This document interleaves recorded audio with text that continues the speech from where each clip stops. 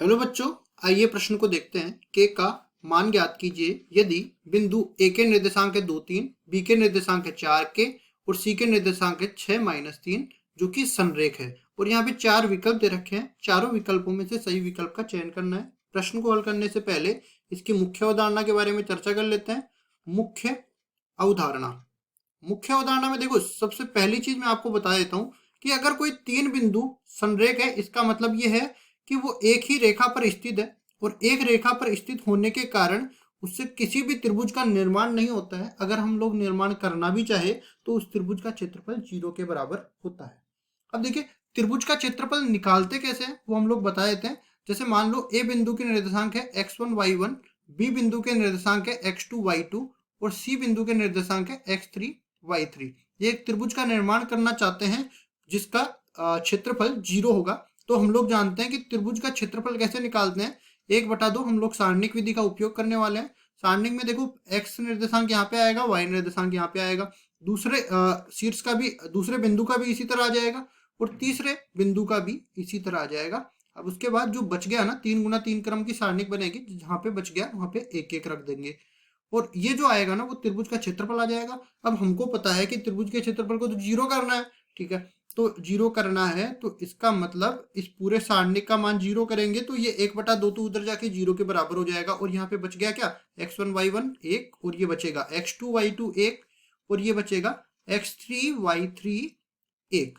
इस पूरे सारणिक का मान 0 के बराबर हो जाएगा। अब देखिए, यहाँ पे तीन बिंदु क्या क्या दे रखे हैं, 2 3 4 के और 6-3। पहले तो लिख देते हैं। ए बिंदु है 2 3 और बी बिंदु है यहाँ पे देखते हैं फिर से 4 के और ये 6-3 4 के और सी बिंदु है 6-3। यही बिंदु दे रखे हैं। उसके बाद देखो सारणिक लगाते हैं इसमें, तो x1 y1 की जगह आ जाएगा 2 3 और ये एक पहले से, x2 y2 की जगह आ जाएगा 4 के एक पहले से, x3 y3 की जगह आ जाएगा 6-3 और एक पहले से। इस सारणिक का मान 0 के बराबर करना है और जैसे ही 0 के बराबर होगा हमको एक समीकरण मिलेगी और समीकरण में हमें के का मान निकालना है। तो पहली पंक्ति के सापेक्ष इसका प्रसार कर देते हैं। पहले 2 को लेंगे, 2 में देखो इसकी पंक्ति स्तंभ को छोड़ेंगे, बाकी बचे हुए अवयवों का सारणिक लेंगे। के को 1 से गुणा करेंगे, के आ जाएगा, इसमें से घटा देंगे -3 और 1 का गुणा जो कि -3 होता है, तो माइनस माइनस प्लस हो जाएगा। उसके बाद हम लोग आगे बढ़ चलते हैं तो इधर प्लस माइनस प्लस चलता है, क्योंकि किसी भी पंक्ति या स्तंभ के अवयव के सापेक्ष हम लोग प्रसार करते हैं तो उस पंक्ति के अवयव को उसके संगत सारणिक या तो सेकंडों से गुणा कर दो या प्लस माइनस प्लस चिन्ह बदल के उसके उपसारणिकों से गुणा कर दो।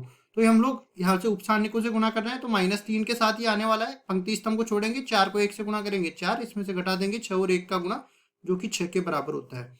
फिर आएगा +1 और इसमें देख लेते हैं हम लोग, पंक्ति स्तंभ को छोड़ेंगे, 4 को -3 से गुणा किया, माइनस का 12, इसमें से घटा देंगे 6 और 1 के का गुणा, तो माइनस का 6 के हो जाएगा और पूरा ये बराबर हो जाएगा 0 के। इसको आगे सरल कर लेते हैं तो ये बन जाएगा 2 के + 6, ये बन जाएगा अपने पास 4 - 6 कितना हो गया, -2 को -3 से गुणा करेंगे तो माइनस माइनस प्लस हो जाएगा और 3 और 2 का गुणा हो जाएगा 6 के बराबर।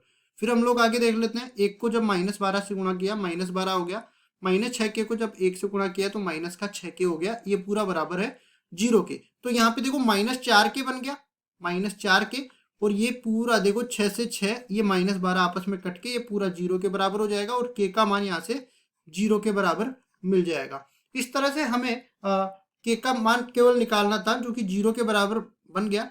और सवाल में हमें बताया गया था कि दिए हुए तीनों बिंदु संरेख है। तो मैंने क्या किया, अपनी तरफ से मान लिया कि एक त्रिभुज का निर्माण कर रहे हैं जिस त्रिभुज का क्षेत्रफल 0 के बराबर होता है, तो त्रिभुज के क्षेत्रफल का सूत्र यहाँ पे लगा दिया और इस तरह से के का मान निकल के आ गया। यही हमारा उत्तर हो।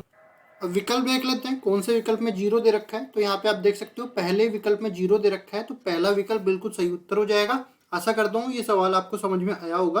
धन्यवाद।